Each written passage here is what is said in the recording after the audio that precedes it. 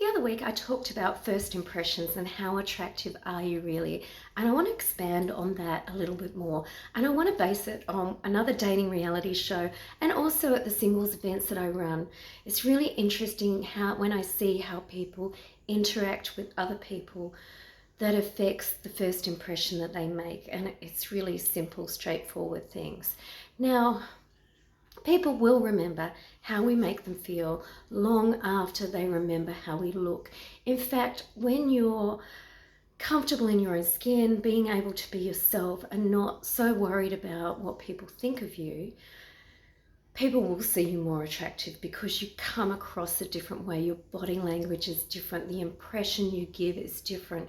You know, you've only got what you've got to work with. We all look how we look. Sure, I can I can look all levels of anything from absolutely terrible to reasonably good, but it goes way beyond that to what people find attractive. So I do tell people to present the best version of themselves when they're meeting other people, because that does make a difference. But then it comes to how you feel about yourself, and I'd say confidence rather than arrogance. So confidence is that quiet assuredness that you've got it, that you're enough. Whereas arrogance can sometimes be a wall of protection. You'll talk at people, you might be a little bit too much. It's almost like a false confidence that people have when they come from that place. Now, I'm going to start off by saying I was watching The Bachelor last night, and a bit of an occupational hazard is I watch some crappy dating shows sometimes, and we know that these shows can be overproduced and over edited.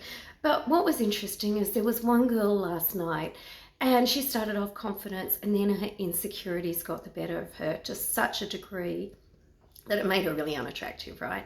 So this girl had a great body, beautiful face, great hair. So she started off, and she was the only redhead in the house. So she started off by saying, I'm gonna show the blondes and the brunettes, and I'm gonna stand out, and I'm the standout because I'm the only one with red hair. So she was being positive about what was good and unique about her, which was lovely. But then, as the night went on, and it's a really competitive situation with all of those women, she started to get more insecure, and her, thoughts about her hair and how she felt about herself came up. It's a bit like a beach ball. You might try and suppress it, but you can't hold it down for that long. So she was obviously teased about being a ranger as a child, didn't feel particularly good about it, and has taken that with her into the future of feeling not good enough because of the color of her hair. But the insecurity that came with it was really unattractive, okay? Absolutely beautiful person, insecure of how she thought people saw her. And the reality was, I would die for hair like that. It was beautiful, but it comes down to owning who you are and letting go of some of those past hurts of where we've been told things. Children can be cruel, and some of the things that we're told as children will stick with us.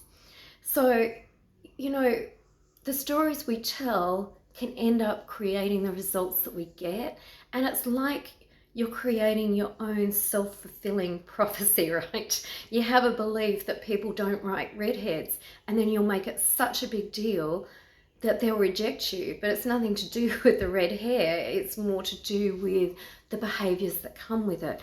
Now, I want to talk a little bit about when people come to singles events. That's also very interesting, how people show up. Now, whether you're on a dating show or you come to a singles event, whether it's speed dating or a party, it is outside of your comfort zone. You do feel like you're competing against other people. It doesn't always feel the most comfortable environment to bring out the best version of yourself. However, being comfortable in your own skin and being okay with who you are will make all the difference to the results you get. And I do watch people come in, and you can see what sort of results they're going to get from their body language. Now, people, when they're nervous, might try and make themselves smaller, or women might put on their resting bitch face, or guys might just feel uncomfortable or arrogant. So there's all levels of things that people do, yet when they meet other people with some of those behaviors, the resting bitch face, the bad body language, stooped over, they're not going to make a first impression, because if you don't believe in yourself, other people aren't. Sometimes it's as simple as that. And it's funny, and when over the years, I've been doing it for a decade, so I can really judge what's going on and what's not. But people who've, been there will also observe the same sort of thing and go, the people that are just open and comfortable and just go, this is a couple of hours, I'm going to meet some new people, meet some new friends, with openness, warmth, and curiosity, get such different results than the people that go, I'm too old to be here, I don't feel comfortable, there's no one, all of those stories, no one's going to like me, I'm too old, I'm too young, I'm too much, I'm not enough. All those varying stories, will have an impact on the results people get. For example, if people feel uncomfortable when others talk to you, they're going to feel that uncomfortableness and not feel like they want to continue the conversation.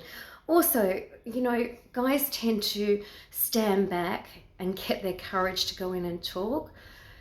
Often that can feel uncomfortable for women, and it can show that you're not confident enough just to go move around and have a chat with people. And it's simple as saying, hi, my name is, really nice to meet you, and then have something simple that you can talk about that's easy, rather than standing around a room looking at the women. Because from a woman's point of view, you often feel like you're dinner or you're the next meal, or it doesn't always make people feel comfortable. And like I say, it's an uncomfortable situation.